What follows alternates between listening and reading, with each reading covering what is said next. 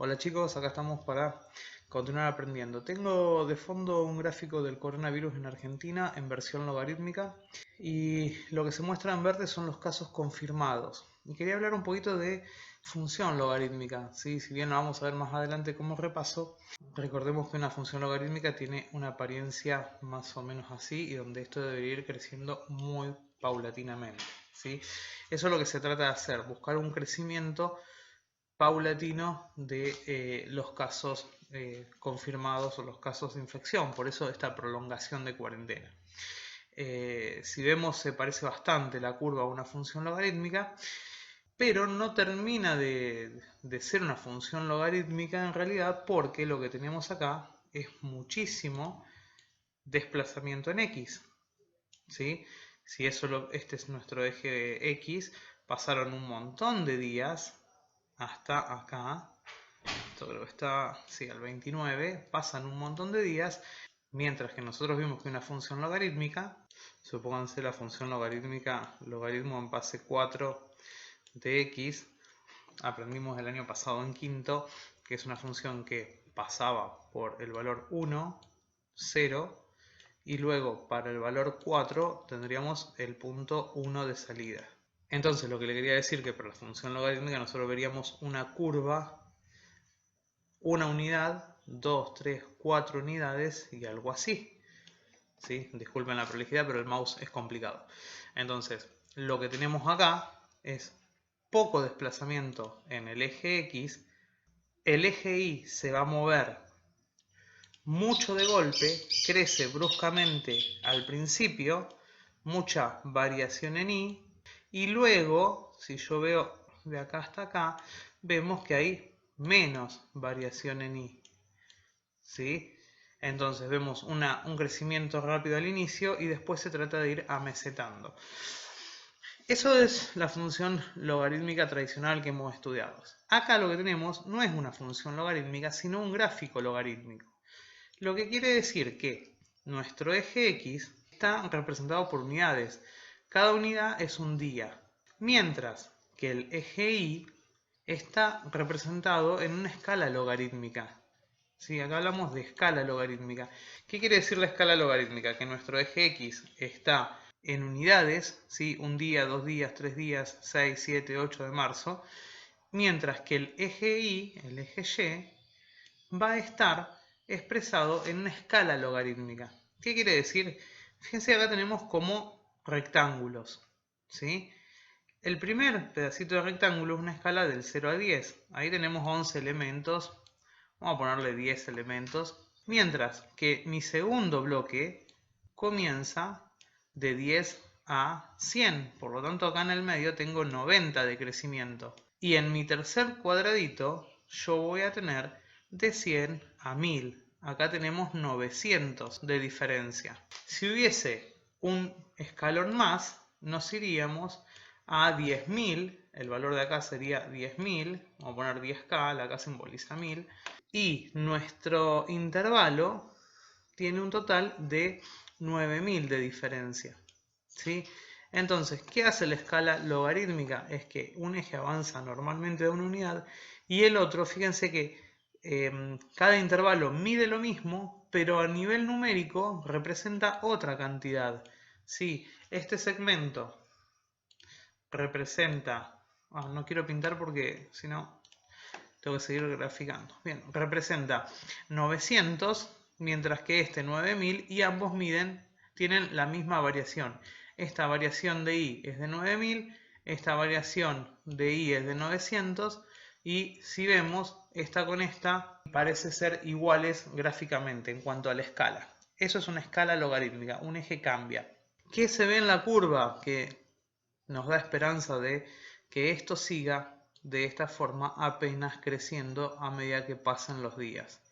¿Sí? Si logramos ese amesetamiento que se dice, sería esto, no movernos de ese rango.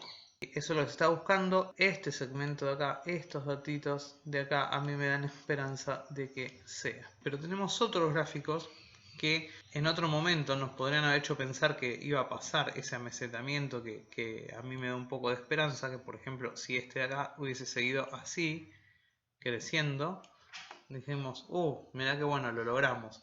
O hubo otros momentos, ¿sí? Por ejemplo, acá, que uno diga, bueno, si bien creció, pero ahora continúa algo así. Si logramos continuar algo así, se amesetaría. Bien, en este gráfico, de todas maneras, no es para preocuparse porque obviamente la escala que estamos viendo no es una escala logarítmica. Acá tenemos una escala aritmética que se llama, que es la escala tradicional que siempre hemos estudiado. Otra cosa que quería que observemos en este gráfico son las pendientes. Fíjense, tenemos un punto y un punto. Tenemos una unidad de variación en X y acá tenemos un crecimiento, una variación en Y que anda cerca de 40 unidades de acá hasta acá, pero un poquito menos, unas 30 unidades de acá hasta acá, no tengo el dato preciso, pero son más o menos unas 30 unidades. Y acá tenemos uno de movimiento horizontal y seguramente tenemos mucho menos, tenemos un 15 o un 20, la mitad que esto, ¿sí? Entonces si acá teníamos 30, acá tenemos 15 de movimiento. Fíjense que como acá nuestro eje está dado por día a día, siempre la variación entre dos puntos consecutivos es de una unidad y vemos diferentes pendientes, ¿sí? Según donde tomemos una unidad, pero acá tenemos casi 40 o 35. Entonces quería mostrarle este gráfico para que veamos que cómo cambia la pendiente de un día al otro. Acá tuvimos 40 y acá a lo mejor en el día siguiente tenemos 10. El naranja representan los casos en la ciudad autónoma de Buenos Aires a medida que iban transcurriendo los días. Estamos deteniendo lo que es el crecimiento exponencial, de todas maneras no se ve, porque acuérdense que una función exponencial y veíamos una explosión rápida de la gráfica. Es decir, con transcurriendo pocos días, ¿sí? Vemos que la gráfica se va. Entonces eso no está pasando hoy, acá. ¿Por qué? Porque vemos que cuando vemos un crecimiento, transcurrieron muchísimos días. Fíjense, todos los días que pasan acá y no explota, no explota, no explota, no explota, no explota. Y cuando podemos pensar que explota, una explosión exponencial sería algo así, ¿sí? Y sin embargo, vemos tramos lineales siempre. Siguen con mucha pendiente, pero lineales al fin. Veremos cómo sigue todo este tema, pero bueno, quería vincular, trabajar un poquito estos gráficos que están hechos con los datos oficiales del gobierno, hecho por un contacto mío en Twitter, a quien le agradezco la información y las gráficas.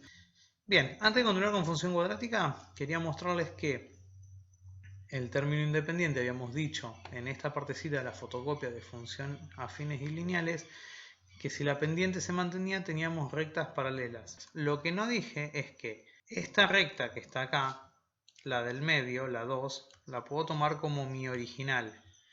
Y luego esta función que tengo acá marcada, 2x más 4, al terminar en más 4 sería esta misma recta desplazada 4 unidades hacia arriba. Este puntito de acá lo desplazo 4 unidades hacia arriba, 1, 2, 3, 4 y se traslada acá. Y si ahora busco otro punto de referencia como puede ser este de acá y lo desplazo 4 unidades, tengo 1, 2, 3, 4 unidades y tengo el punto desplazado ahí. Por lo tanto, si dos puntos se desplazan hasta ahí, toda la gráfica la voy a ver desplazada 4 unidades hacia arriba. De igual manera pasa con este menos 6. En vez de desplazarme hacia arriba este punto, lo desplazo 6 unidades hacia abajo y me queda el puntito trazado acá.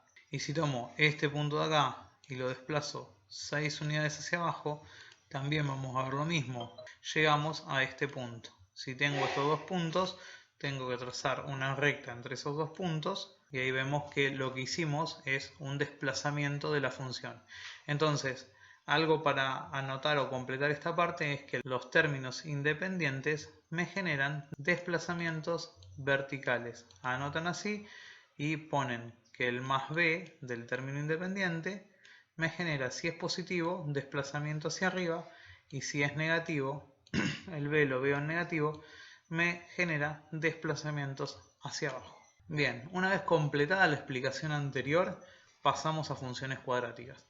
Bien, acá tenemos el segundo material que voy a subir. Quisiera que vayan leyendo todo este material y vayan completando todos estos espacios en blanco. Es importante leer todo porque acá tienen toda la parte teórica. No le den mucha importancia a este punto si no lo han trabajado el año pasado. Acá hay una parte de ejercicio para graficar 4 funciones cuadráticas como lo han hecho el año pasado o el anterior en cuarto.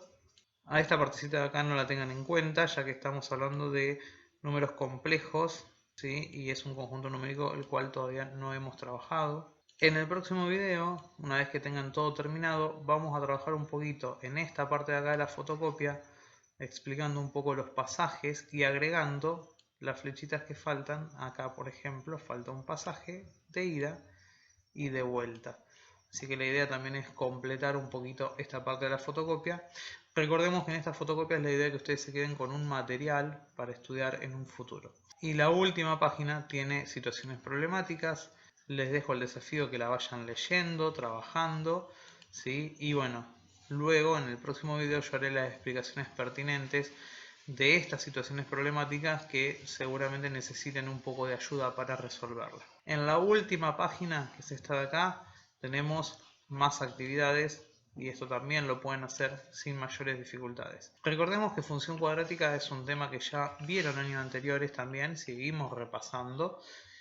Si bien está dentro del programa, es una unidad de repaso, así que les sugiero, ya que están en sexto y les queda 1 o 2 años de secundaria completa, que aprendan o que intenten ir aprendiendo, adquiriendo herramientas para estudiar por su propia cuenta, o sea, basándose en YouTube, buscar alguna herramienta que les permita a ustedes leer estas fotocopias y poder ir resolviendo solo. Una introducción a la función cuadrática que sí quiero hacerles antes de terminar es que vamos a graficar la función cuadrática f de x igual a x al cuadrado con 3 puntos de referencia, y esos 3 puntitos son el centro de coordenadas 0, 0, y luego voy a tomar una unidad para atrás y uno para arriba, y ahí me queda en menos 1 de x, 1 de y, el otro punto de referencia, y el último punto es una unidad hacia adelante y uno hacia arriba. Ahí voy a tener mi otro punto de referencia. Lo que vamos a tratar de ver en este sexto año es el trazado rápido de gráficas.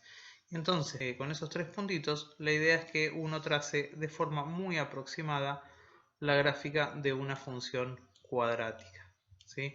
Ahí tendríamos la gráfica de una función cuadrática. Esa es un poco la idea, tratar de graficar en función a esos 3 puntitos. Bien, vamos a hacer otro ejemplo antes de despedirme.